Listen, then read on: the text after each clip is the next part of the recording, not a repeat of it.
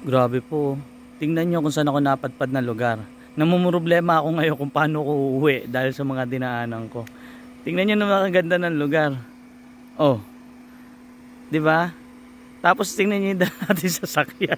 Namumroblema nga ako ngayon kung paano ako makakauwi kasi yung dinaanan ko, pilit na pilit lang bago ako nakarating dito. Talaga dapat dito pag pupunta ka, Kalabaw ang dala mo. Napakaganda ng lugar. Kaso nga lang, mamaya na natin isipin kung paano tayo makakauwi. Pasyan muna tayo, tingnan natin dito. Grabe ang ganda. Tapos dito may mga kalabaw pa talagang alaga. Dito po, may mga kababayan din tayo dito ng Aita na naninirahan. Marami. Tapos tingnan nyo parang ano, yung may mga baka. Tapos green na green ang damo. Napakaganda ng lugar. Oh, kahit saan kayo lumingon. Tapos dito baba tayo, konti. Tingnan natin kung gaano kaganda doon. Tsaka na mas maganda ron. Parang feeling ko napakaganda dito pagkahapon o di kaya umaga. Ngayon kasi tanghalin tapat. Kaya nataon tayo ng ganitong oras. Medyo mainit. O, huwag mo akong takutin. Nanakot ka pa. Naalala niyo, meron tayong ganon. Tapos bigla na lang ng habol. Ang ganda, no? Oo.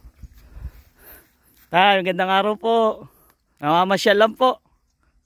Namamasyal. Tay, saan ang labas na ito? Pag dumiretso.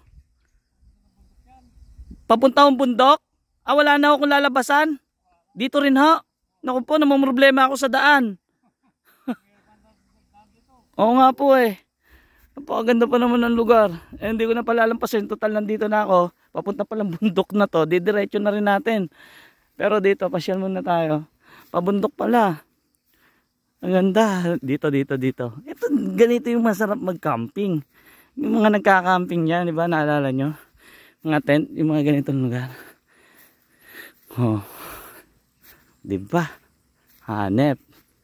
Napakaganda naman ng lugar na to. Talaga namang talaga naman super maa-amaze ka talaga. Tapos ito yung punto na tanghalin tapat pero hindi siya mainit. 'Di ba? Oh. Tingnan niyo maigi kung gaano kaganda. Oh. 'Di ba? Meron pa lang mga ganito talaga na kakaiba talaga yung ganda. Kasi iba-iba kasi mga napupunta kong lugar. Magaganda talaga, pero eto panibago na naman na nakita natin na ubod ng ganda.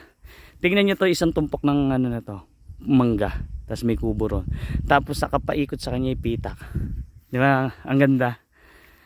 Gusto ko mag-explore pa dito siguro.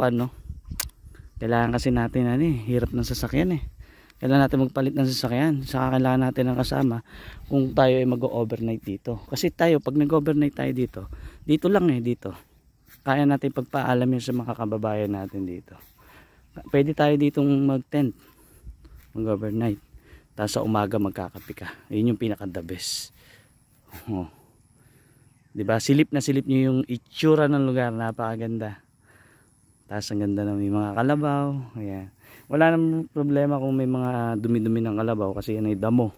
At yan nagpapataba dito sa parang Bermuda grass ba tawag dyan. Doon pala tayo pupunta sa bundok na yan. Ano po? Maganda po ba? Yayain nyo na yung mga kaibigan nyo, mga katropa nyo. Pumunta na kayo dito. At ito pong lugar na to ay papunta sa bundok. Hindi ko alam kung saan Hindi ko rin masasabi. At mahirap i-describe kung paano pumunta rito, kaya hindi nyo rin mapupuntahan Tama na yung yung masilayan nyo yung ganda. Yan. At kung meron mang taga rito sa lugar na to, balagay ko wala na makakapanood kasi walang signal. Nakakaalam ng lugar na to. Pa-comment naman po ko anong lugar to.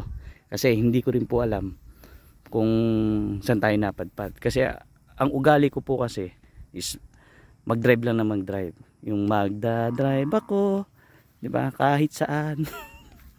Ang ganda. Parang ayokong itigil yung pagtanaw sa tanawin. Basta napakaganda. Yun po. Yun lang po. Ang ganda talaga. Oh. Sayang kung may signal lang. Sarap. Ang sarap sanang i-live para ipakita sa inyo kung gaano kaganda. Pero ito, naikot ko na kayo ng bumbo. Napakasarap pagmasdan.